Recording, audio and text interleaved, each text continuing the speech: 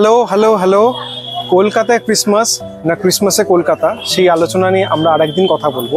আপাতত আমরা এখন যেখানে এসেছি সেখানে রয়েছে অ্যাংলোপাড়ার ইতিহাস, আর সেখানে রয়েছে ক্রিসমাসের অনেকটা বড় ফেস্টিভ্যাল। তোমরা ঠিকই ধরেছো, জায়গাটা বো ব্যারাকস। চলো একটু ঘুরে দেখা যাক। Good evening guys, welcome to our channel soulmates undergo. আজকে আমরা চলে এসেছি বো ব্যারাকস, তোমরা দেখতেই পাচ্ছ। চলো একটু ঘুরে দেখি, তোমাদেরকেও ঘুরে দেখাই, চলো।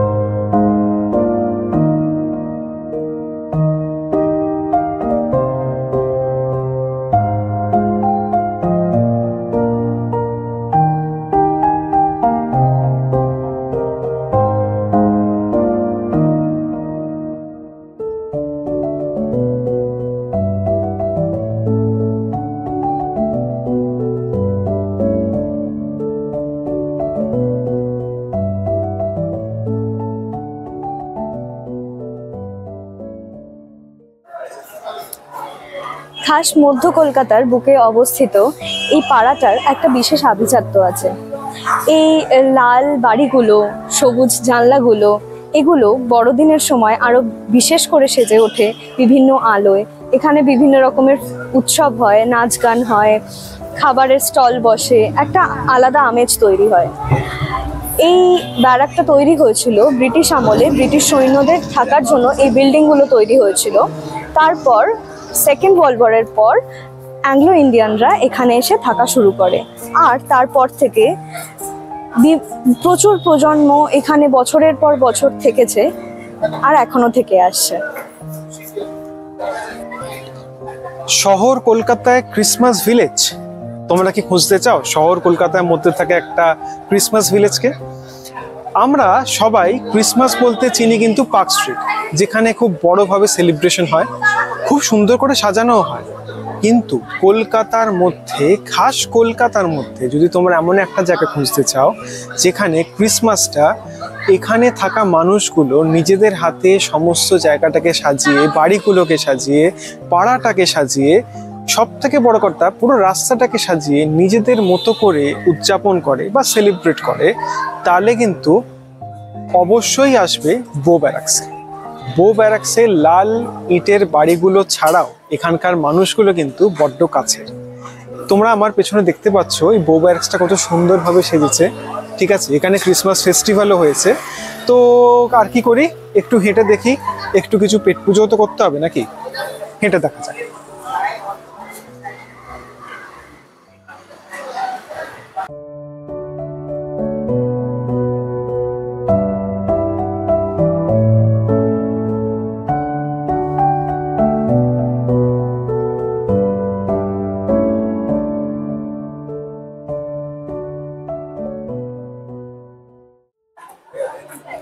তোমাদেরকে একটুখানি ঘুরে দেখাচ্ছি। এখানে ভীষণ সুন্দর লাইট দিয়ে সাজিয়েছে বাড়িগুলো। এই দেখো, এখানটাতে প্রোগ্রামের জন্য, অনুষ্ঠানের জন্য নিশ্চয়ই কিছু করেছে।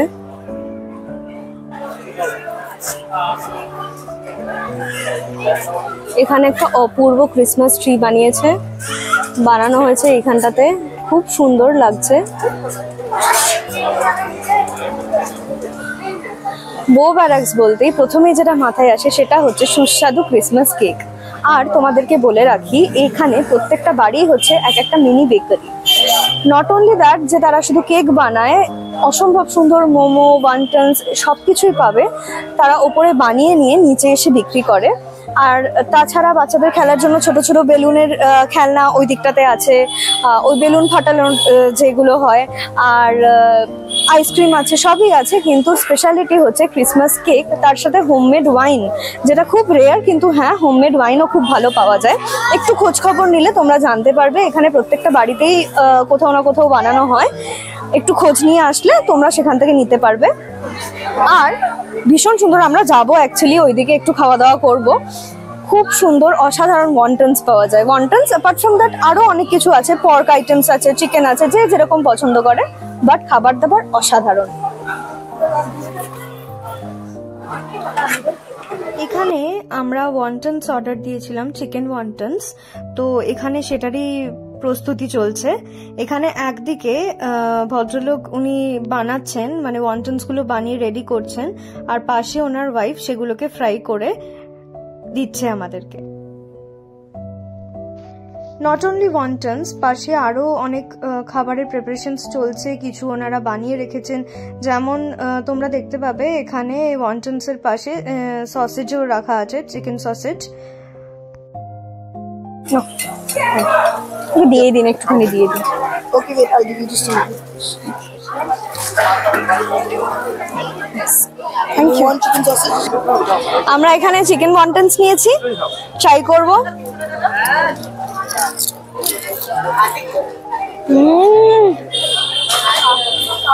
অসাধারণ খেতে। And the best part is, এখানে তোমাদেরকে দেখাচ্ছি ভিডিওটা নিয়েছি, তোমাদের সাথে শেয়ার করব। এখানে ওনারা বানাচ্ছেন অ্যান্ড বানিয়ে ইনস্ট্যান্ট ওটাকেই ভেজে সার্ভ করছেন, উইচ ইজ অসম। এটা খেয়ে নি, তারপর আরো একটু কিছু নেব।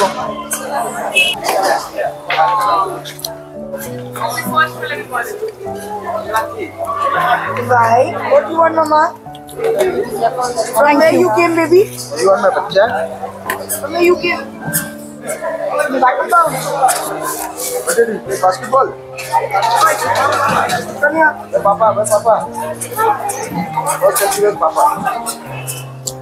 You must try this. Let's have আমি এটা নিয়ে কিছু বলবো না। And you guys please come one, Wanda. and please have this. It's awesome. এটা চিকেন সসেস তো?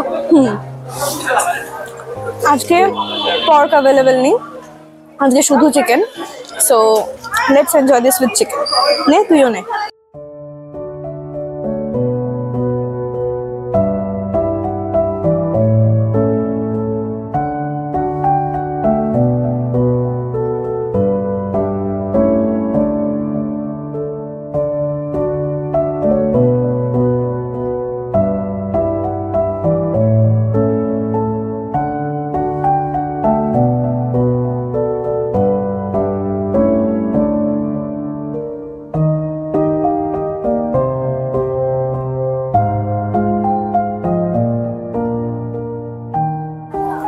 এখানে এসে আজকে খুব সুন্দর একটা সময় কাটালাম, মনটা সত্যি বলছি ভালো হয়ে গেল। খুব সুন্দর সুন্দর খাবার খেয়েছি, সুন্দর সুন্দর ছবি তুলেছি, তোমাদেরকে ঘুরিয়ে দেখিয়েছি পুরোটা। এবার এখান থেকে বেরোবো, বেরিয়ে কোথায় যাচ্ছি দেখা যাক। চলো বেরিয়ে পড়ি।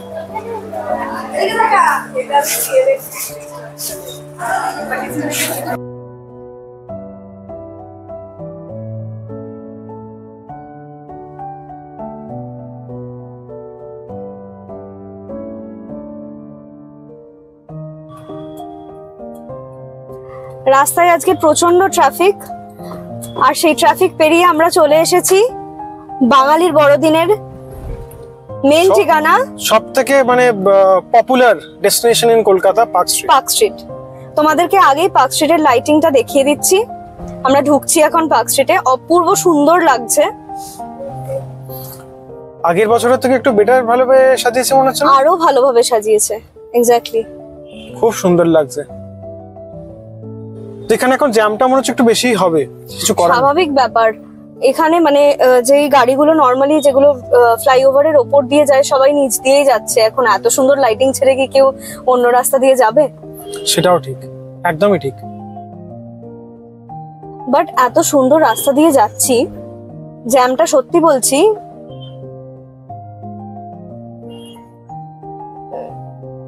It really doesn't matter. একদমই না।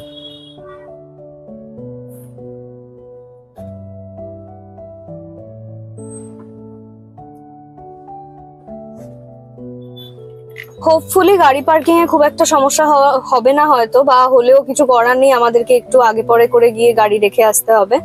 তারপর তোমাদেরকে ঘুরে দেখাবো। ট্রিঙ্কাসের বাইরেটা বাঁদিকে কি সুন্দর সাজিয়েছে, কিন্তু প্রচন্ড ভিড় এখন, প্রচন্ড ভিড়। শুধু ট্রিঙ্কাস বলে নয়, এই যে এই দিকটা মানে এপিজে এর নিচে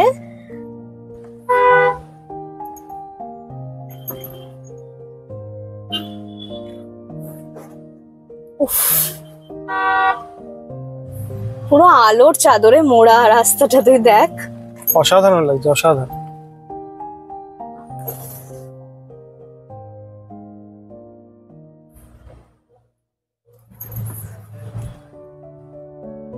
আমি ইচ্ছা করেও আরেকটুখানি আস্তে আস্তে যাচ্ছি, হ্যাঁ সেটা যাতে বুঝতেই পেরেছি। লাইটটা আর একটু ভালোভাবে এনজয় করা যায়।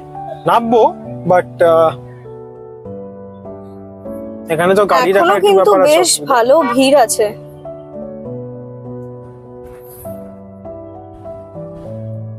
হ্যাঁ, ভিড় এই সিজনটাতে খুবই হবে, টিল 1 জানুয়ারি ভিড়টা একটু বেশিই হবে।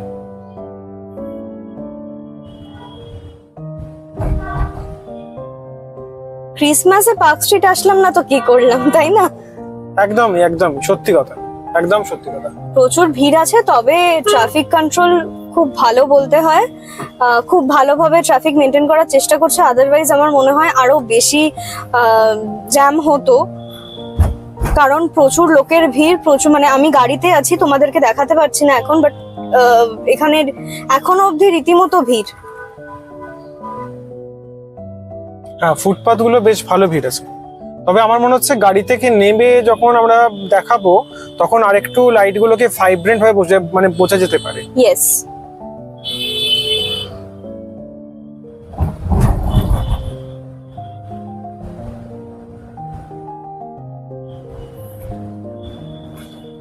আমরা অ্যালেন পার্ক থেকে ডান দিকে কিম্যাক স্ট্রিটের দিকে নিয়ে নিই। হ্যাঁ হ্যাঁ হ্যাঁ, আর সোজা মল্লিক বাজার চলে যাচ্ছে না নাকি? না, হ্যাঁ তাই তো। হ্যাঁ, সোজা সেন্ট জেভিয়ার্স। হ্যাঁ, সোজা সেন্ট জেভিয়ার্স হয়ে ওইদিকে ওই তোর পার্ক স্ট্রিট সিমেট্রি পাশ দিয়ে বেরোচ্ছে, রাইট?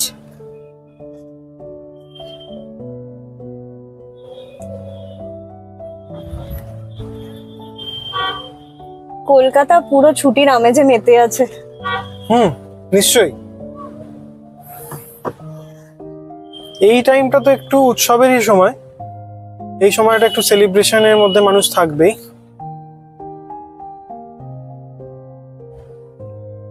যারা দেখছো তোমরা প্লিজ চলে এসো, এখানে আলো দেখে যাও। এখানে প্রচুর পরপর রেস্টুরেন্টস আছে, খাওয়া দাওয়া করবে বন্ধু বান্ধবদের সাথে, ফ্যামিলির সাথে, খুব ভালো সময় কাটাবে।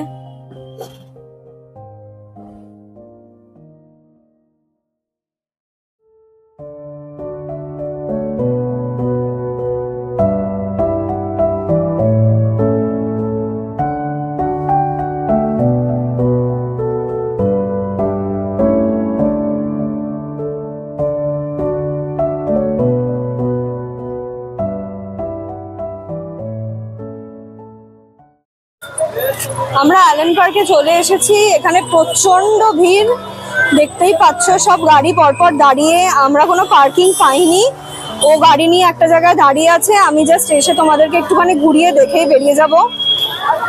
বিভৎস ভিড়। চলো তোমাদেরকে একটু অ্যালেন পার্কের ভেতরটা দেখাই, দেখি এখান থেকে আজকের মতো বেরিয়ে যাব আমরা। তোমাদেরকে একটু ভিড়টা দেখালে বুঝতে পারবে। এইটা হচ্ছে অ্যালেন পার্কের সামনে ভিড়, দেখো।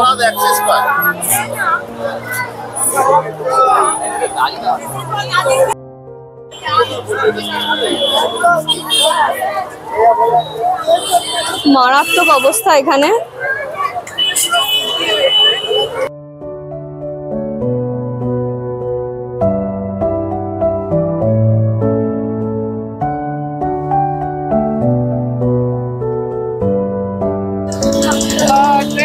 আমি এখন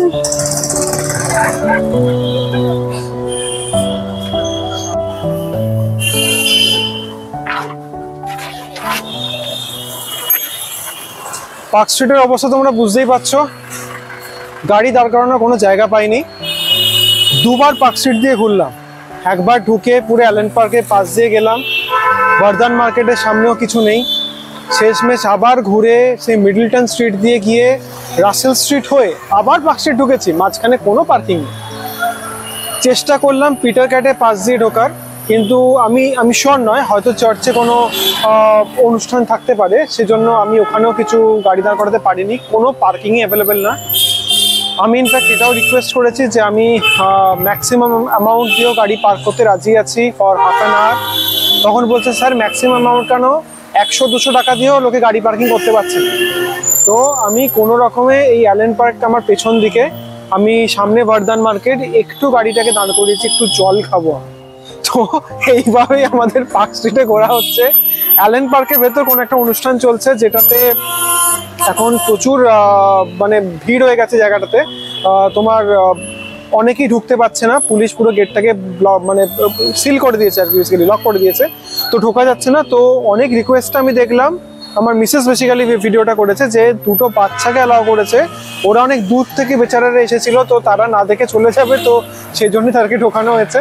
তো এই হচ্ছে এখন অবস্থা। পুলিশগুলোই নিয়ে গিয়ে ওনারাই আর কি বাচ্চাগুলোকে একটু সামনে থেকে ঘুরিয়ে নিয়ে এসছে, সেটাই হচ্ছে ঘটনা। এই হচ্ছে এখন পার্ক স্ট্রিটের সিচুয়েশন। আমি গেছিলাম অ্যালেন পার্কে, আমি যেমন তোমাদেরকে বললাম কোনো পার্কিং পাইনি, ও অ্যালেন পার্কের উল্টো দিকে গাড়িটা নিয়ে জাস্ট দাঁড়িয়েছিল রাস্তার ধারে। তো যেহেতু পার্ক করা যায়নি, ওকে থাকতেই হতো। আমি গেলাম তোমাদেরকে দেখাতে, অ্যালেন পার্কের গেট বন্ধ করে দিয়েছে, ওখানে এত ওভার ক্রাউডেড হয়ে গেছে, সামলাতে পারছে না, সব গেট বন্ধ করে দিয়েছে, প্রচুর পুলিশ দিয়েছে, তাও সামলানো যাচ্ছে না। যাই হোক, অনেক দূর থেকে মানে অনেকে এসেছিল, অনেক রিকোয়েস্ট করে একদম ছোট ছোট কটা বাচ্চাকে ঢুকতে দিয়েছে, তাও ঢুকতে দিয়েছে মানে পুলিশ নিয়ে যাচ্ছে, ওই সামনে থেকে একটুখানি ঘুরিয়ে নিয়ে চলে আসছে। এই গেল। আর আমরা মনে হচ্ছে আর আজকে পার্ক স্ট্রিটের খুব একটা ভেতরে ঢুকতে পারবো না। কলকাতায় ক্রিসমাসের ব্লগ আজকের মতো এখানেই শেষ করছি। দেখা হচ্ছে তোমাদের সাথে নেক্সট ব্লগে, নেক্সট নতুন একটা জায়গা নিয়ে। Till then tata. আর হ্যাঁ, লাইক শেয়ার সাবস্ক্রাইব করতে একদম ভুলবে না, কমেন্ট করে জানাবে তোমাদের কেমন লাগছে, আর কোনো যদি সাজেশন থাকে সেটাও অবশ্যই জানাবে।